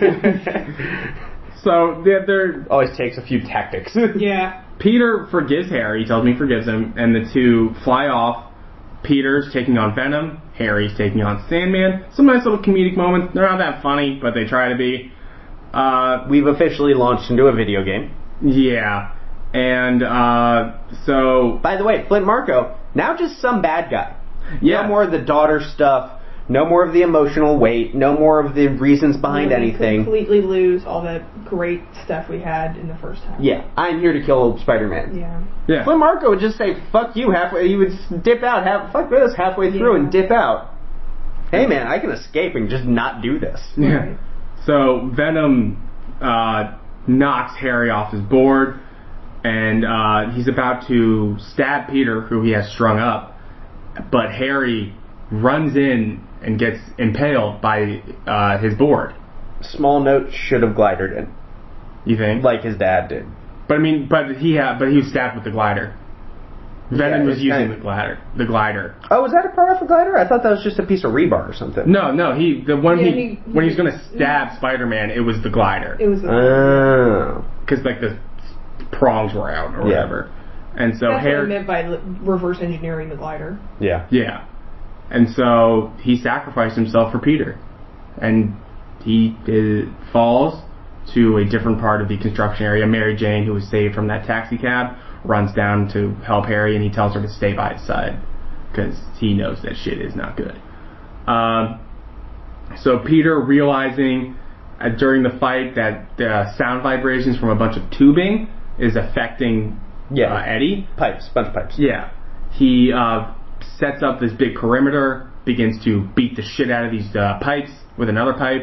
This is good. This is great. This is how it should honestly be. Yeah. And he's able to web Eddie Brock out of the suit as it reacts to it, and he, using a pumpkin bomb from the glider that is right there, he throws it into the suit. Eddie Brock, like a dumbass, flies back into it. Like, He's not willing to not have that power anymore. yeah, and his teeth are all fucked up. When did that happen? Yeah, that was weird. Like the suit fucked up his teeth. It was really, really bizarre. Corrupted him. Yeah. Like Calvin Candy. And he is blown up, and that's that. Eddie Brock is dead. Eddie Brock is dead. And this is another great scene right after this, right after his death. This is when Flint Marko is there. And he tells Peter about the night that Uncle Ben died and how he's not an evil man. A lot of people just showing up and announcing things. Yeah, that's very true. Yeah, it was... Great for the third act. It was a mistake. He shot Uncle Ben. He didn't intend to. Uncle Ben was a wonderful man up until the moment of his death. He's trying to talk him out of it. He's like, go home, son. He didn't mean to shoot. He didn't mean to pull the trigger. He couldn't be more sorry. And he's just going to try to live his life and help his daughter. It's really good, Flint Marko. Still shot his uncle, though. He did. He shot him. But his partner, Carradine, bumped into him, and his hand was on the gun. That's what it is. Yeah, no, his partner... He was like, come on, let's go, and he hit him on his back. Yeah, and which he was holding pushed him into Uncle Ben, and then it was just a chain reaction. Yeah. Kind of understandable. Yeah, I mean, he shouldn't have been doing that. But is he a cold-blooded murderer? No, by no means. By no means. And so he says, I'm sorry. And says, I truly am sorry. And says, I was just doing this for my daughter. And Peter gives him forgiveness. Yes. And lets him go. And he just sands off into... They're both about family. Yeah. They have that bond, too. And so Peter and MJ now are over Harry. And at his funeral, where we also he's dying. Oh shit! Right, over his dying body, his pre-funeral. Yeah, and spoiler alert, like Joe said, he dies. Yeah, and it's pretty sad, just because it's like that's Harry, it's James Franco. Like we've been with him for 3 movies. Yeah, and I wish it meant more. If this movie was better, it would have meant more. But so be it. It still kind of worked. So yeah, Harry is his funeral. Peter's there, MJ's there, Gwen is there. Everybody in these movies, even if you haven't met Harry Osbourne, you are in this. And what's even great, for some reason the Stacys are there. They never met Harry. Yeah, it's like I'm talking about Peter's New York is so small. Yeah, but great cameo in this funeral. Do you know this cameo, Melissa? No. He's literally in the background, and you can barely see him. You have to pause it to tell. And it's weird because by 2007, he was getting some serious play. Yeah. He was not a small actor at the time. It's Joey Mangs. Joe Manganiello is in the background of this scene. You had to pause it and look at it. But it's definitely him. And we were commenting on it he's supposed to be 20 years old. Yeah. And this is Joe Manganiello. This is 30-year-old Joe Manganiello. This is True Blood Joe Manganiello. Was he on True Blood at this point? I mean, he was close to it. Yeah. 2007? He was close. He was probably close to it, I think he was on True Blood. True Blood started around 2007. He wasn't on right away. He came in a couple years. Still, though. He's a big guy. He's supposed to be 20 years old. No, yeah. My God. And so... What happened to you? I'm playing football for Oklahoma. Yeah, really, honestly. So... I'm doing really well. Number 1 team in the country. Actually, I'm basically the new Bosworth. Actually, guys, they were the number 1 team in the country in 2007 in the preseason poll. Shut the fuck up. In the poll. You know the poll. That's what the old rankings are, is a poll that they take. Oh, it's man, ridiculous. It's just funny that he knows it all. Yeah. I do know that. That's true. So it fades into the jazz club where Mary Jane is singing. And she stops singing as Peter walks in, and he steps forward, his hand outstretched. The two embrace and slowly dance as the music plays. And that's the end of Spider-Man 3. Yay! This kind of shitty movie ended. Yeah. Oh boy, good. More jazz club. Yeah, it ended on a jazz club. Where would they have gone? Okay. Is there any way that... I don't know a lot about Harry Osbourne in the comics.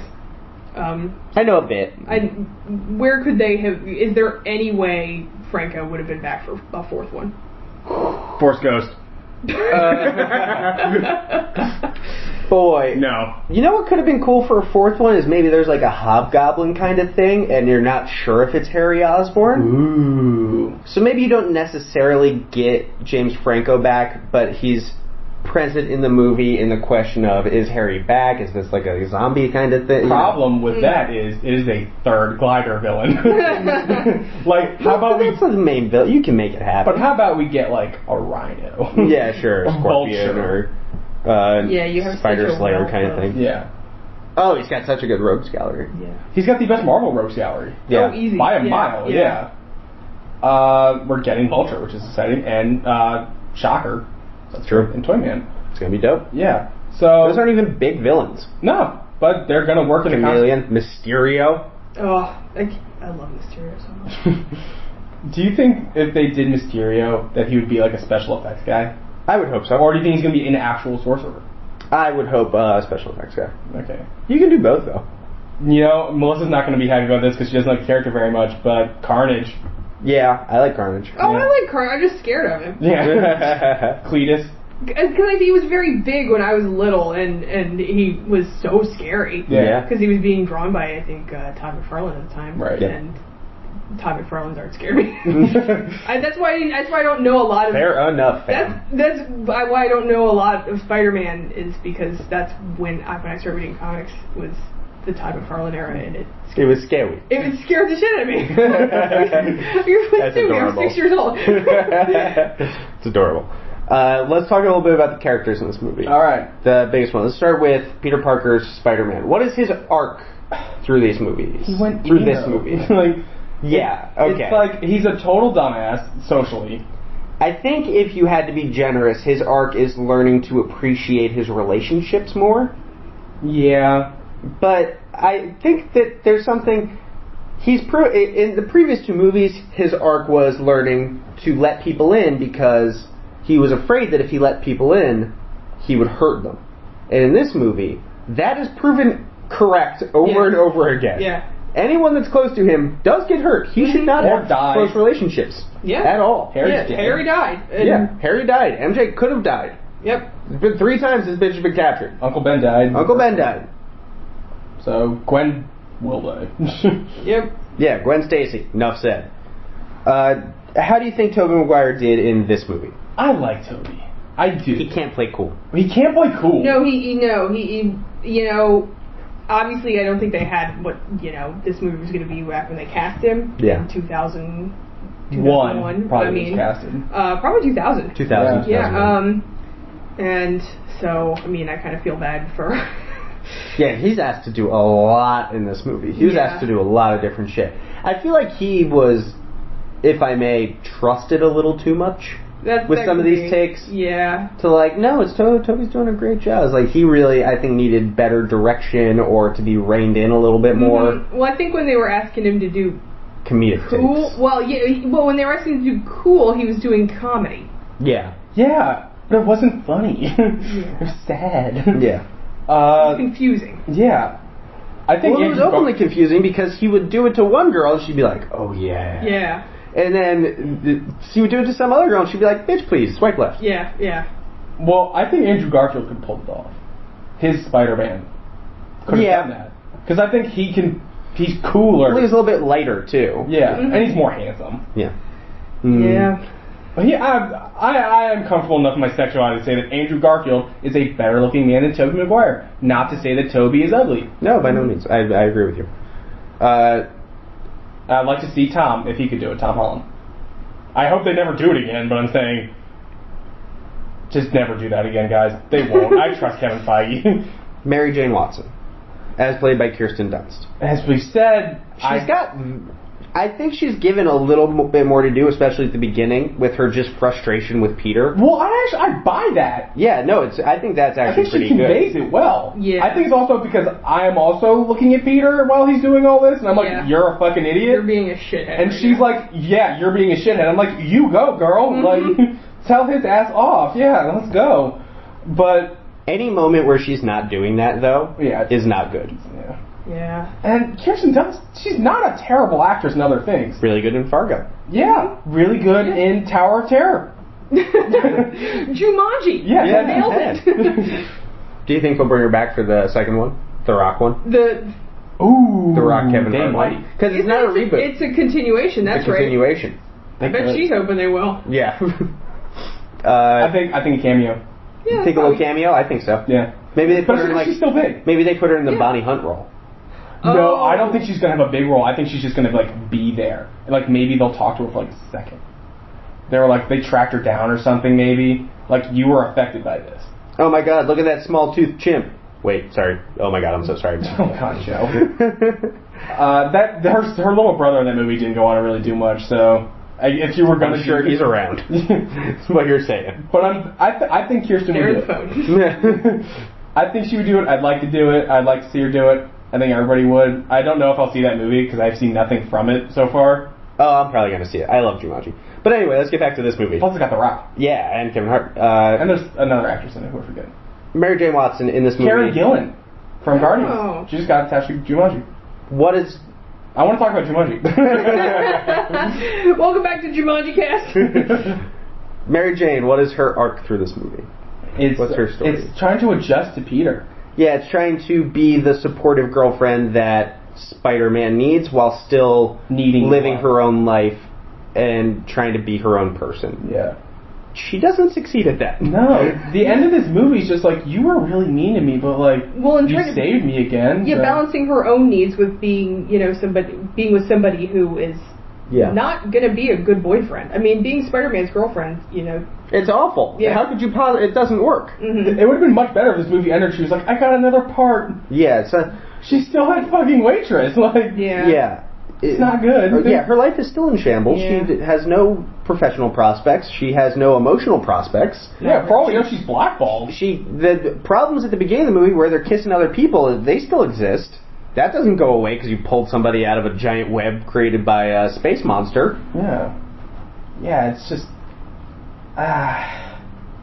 she's not written well. I keep going back, it's that. Yeah. They couldn't write her well. And I think they wrote Gwen fine. She didn't do much. Yeah, she didn't have a big part to write. Right, but still, write her better. That's why I've said this before regarding Zendaya possibly playing Mary Jane. How about we worry about them actually writing a strong female character next to Spider-Man? Yes. Yeah, absolutely. Harry Osbourne in this movie, as played by James Franco. I love Franco. You're not they let Franco be Franco. Yeah, so how can I say that sucks? They let Franco loose, and I can't get mad at that. They let him have his weird amnesia time. Uh-huh. They let him have menacing Harry, which I always thought was good, like professional kind of Harry, like the coffee house Harry. Yeah. Oh, that was great. That was a really good scene. Yeah. But him in any kind of CGI situation is really bad. It's really, really bad. He can't pull it off. Well, and the CGI is not good to begin with. Yeah. The CGI takes you out. I don't care if that's Jason Statham. You know what I mean? Who's like an action star, who I also just don't like. I swear I thought you said Station Jatham at first. I might have. No, I don't think. No, I think you got it. I think I fucked up.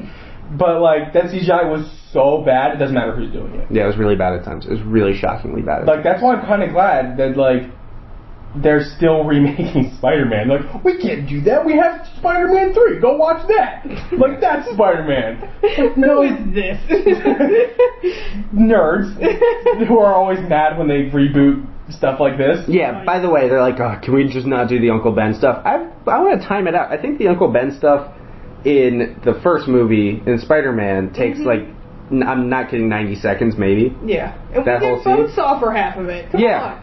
No, the Bonesaw stuff lasts multiples longer than the Uncle Ben death. Then both Uncle Ben movies. Yeah, then both of them, I bet. Yeah, and in the second one, they hit it again very fast. It's less than a minute. We're easily less than 3 minutes combined of Uncle Ben death scenes. Yeah, it's true. There's really not that much. It doesn't last much time-wise, but it is an emotional hit. Yeah, sure, that's fair. So it sticks with you. I remember as a little kid, even when I was in my early teens, when I was 11, 12, 13, I hated the Uncle Ben scene because it bummed me out. Oh, yeah, that's fair. Because it's always just I can't. I just want to watch Spider-Man fight somebody. It's like how you can't watch a sad documentary. Yeah, or sorry, Blackfish. I didn't watch Blackfish in college. They made us watch that. Oh. Have not seen it. Do not want to get bummed out. I get it. They shouldn't have whatever. Nonetheless, who's next? But we like Harry. We like Franco. His arc. It's a journey back to finding himself, who he was in the original movie. Yeah. Unfortunately, we have to take a detour through Butlerville to do it, but we figure it out. It's so bad. Eddie Brock, a.k.a. Venom. Topher Grace. Played by Topher Grace in this movie. A bunch of kids want to be call me Topher. Yeah. Oh my god, that was so funny when that happened. When I went to college, and people I knew in high school, and going on Facebook, and they were calling themselves they went by Chris in high school, and they were Topher in college. Yeah. I'm get the fuck out of here. Asshole. Like, Guys, we're losing a lot of listeners right now. Okay. No, it's fine. don't waste so many Tophers. No, Topher Grace, he left that 70s show to do this movie. Did he? Yeah. Yeah. Oh, yeah. This is gonna be his big breakout. Well, yeah, sure. And then he also he actually does like a lot of production stuff now. Yeah. And interestingly enough, I'm not the biggest fan of that 70s show. I'm not the kind of person that I don't even really watch it. Like it was. I've on, seen a half dozen. It does Yeah. make sense. I've seen enough, but there was one that actually made me laugh. The most I've laughed at that show is a Spider-Man joke. Is when Topher Grace goes to a Green Bay Packers game and he beats the shit out of a Chicago Bears fan, and his dad is actually really proud of him because him and his dad have nothing in common. And he's like, Eric, where did you learn to fight like that? And he's like, Spider-Man. Uh-huh. And his dad's just like, oh, god damn it. And it's like, that's funny. And then he goes on and plays Venom, and it's kind of shitty. Mm-hmm. It's just I always thought that was funny. Yeah. Throughout this, he's supposed to be a douchebag, and I think he does a good job of that. I think he is actually a very effective Eddie Brock. Sure. Him as Venom doesn't work. No. He gave Venom 5 minutes. Yeah, he had not a lot to Well, do. he should have been seated throughout the movies. Yeah, we got no build-up that he was going to turn into a supervillain. Yeah. They just dumped it. Oh, yeah, if they had, in Spider-Man 1 and Spider-Man 2, you have Eddie Brock showing up and the professional rivalry really building. Yeah. Rivalry is a word I have a problem saying, apparently. Maybe I'm learning. it'd be almost even interesting if Eddie Brock was a guy at the Daily Bugle, and he's just like, I'm a photographer, and he's like, I'm trying to get pictures of Spider-Man, and here Matt, that's what they did. And here comes this Peter Parker kid, and he's got stellar shots of Spider-Man. And Peter has a better track. Mm-hmm. And Eddie's like, how is he doing this? He's like, fuck this guy, man. Yeah. It's like, I've been here longer. But in this, Peter's been there longer. Yeah, it makes no sense. It would have been better if Eddie had been there, and he's like, old man taking a shit in the woods or something. His photo. And but Peter comes in, and he just hates Peter Parker. This old man accidentally sat on a swan in Central Park. Oh, he's all afraid. He's all surprised. Oh, man. But yeah, they didn't give Eddie Brock anything. Just and then he photoshopped that thing. Yeah. Flint Marko plays, Flint Marko is Sandman, played by Thomas Haden Church. It's the best stuff in the movie. It's best stuff in the movie. I could argue, honestly, after doing this, it might be better than the Doc Ock stuff. I could see that. It really is. It's just weighted down by everything around it, and it's a weak third act for him. Yes. Up until the one-on-one conversation. Yeah. But everything else is awesome. It's stellar. I can't even point out one bad thing. Yeah. Besides that, when he's a giant monster and he's just doing that to kill Spider-Man. Yeah, that part's great. That's as good as anything else they do in these movies, I think. Yeah. It's right up there with the Doc Ock stuff. It's fantastic. You guys ready to rate this movie? Out of 5? Sure. 2. 1.5. 1.5? Well, that's where you're going on this. I was gonna give it a 1. I'll give it a 2. I'm going to give it a 2 because of the Sandman stuff. Because I think that was really good. Yeah, you know what? I might bump it up to a 2.5 because of the Sandman stuff. I'll go so good. I'll go up to 2 because of Sandman. Sure. Sandman gets a 2. Mm-hmm. I didn't remember at all that this stuff was great coming into it. Yeah. It really had slipped my mind. I thought everything in this movie was total garbage. No. I guess Matthew and I need to rank this movie based on the Spider-Man movies. No, yeah, you get to too. Well, where would you rate the Spider-Man versus Spider-Man 2? Oh, okay. I guess I would have to say 2, 1, 3. Yep, 2, 1, 3. I think that is the very clear. We kind of walked in saying, as we started these previews, that's what it's going to be, and we have not moved from that. No. It is 2, 1, 3. But it's unfortunate because we, literally just said this Flint Marko stuff.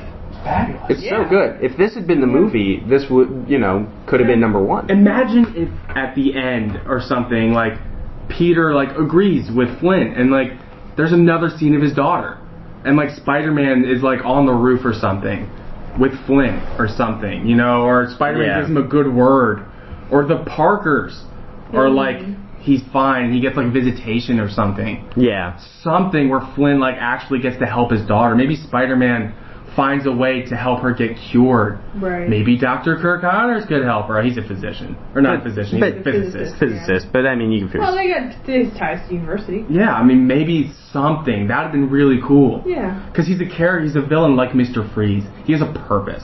Yeah. His purpose is not to kill the hero. Sandman, great. Okay. For all of us here at Up and Away, we would love it if you guys would go ahead and get a hold of the podcast. You can do that by following us on Facebook, facebook.com/UpAndAway Twitter.com/UpAndAway Instagram, Up and Away Podcast. You can also email us with any questions, concerns, corrections, Hot takes, upandawaypodcast@gmail.com. Make sure that you're subscribing to the podcast if you rate us on iTunes. We always really appreciate it. For myself, for my brother Matt Gilpin, and for my sister Melissa, who's not going to be an infrequent guest, we'll see all you guys up and away.